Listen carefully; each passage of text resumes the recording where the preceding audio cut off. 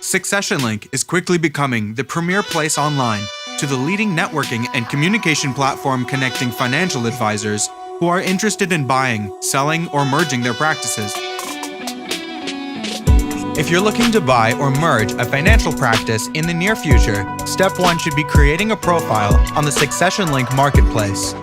Once you do that, potential sellers will be able to find your practice, review your info, and respond to your inquiry if they're interested. Of course, because Succession Link has grown so quickly, you may find that you're competing with a lot of other buyers. How do you make sure your profile stands out so you can get in front of the right seller? Try implementing these 4 tips into your Succession Link profile. If you do, you'll likely get more attention and more responses from advisors looking to sell their business. What makes you stand out?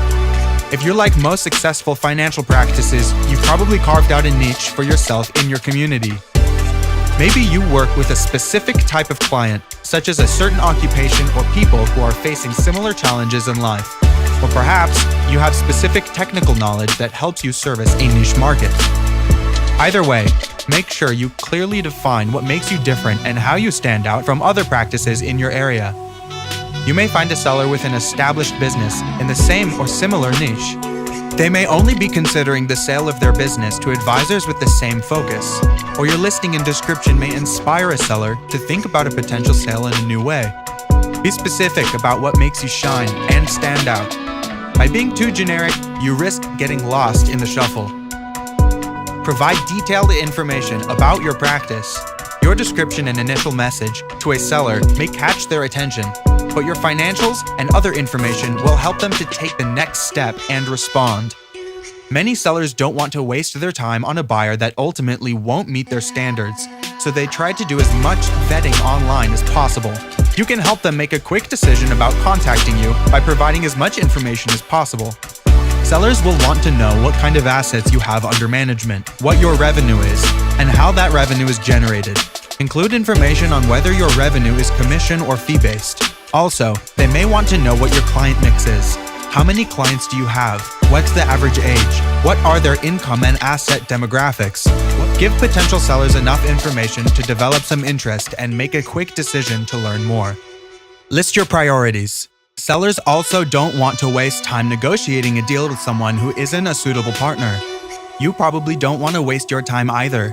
That's why it's always wise to list your top priorities in your search for a practice acquisition.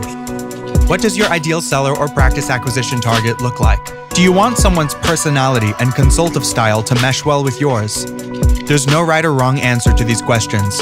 However, by making these priorities known on your profile, you can make sure that you're giving enough information to entice the seller to respond.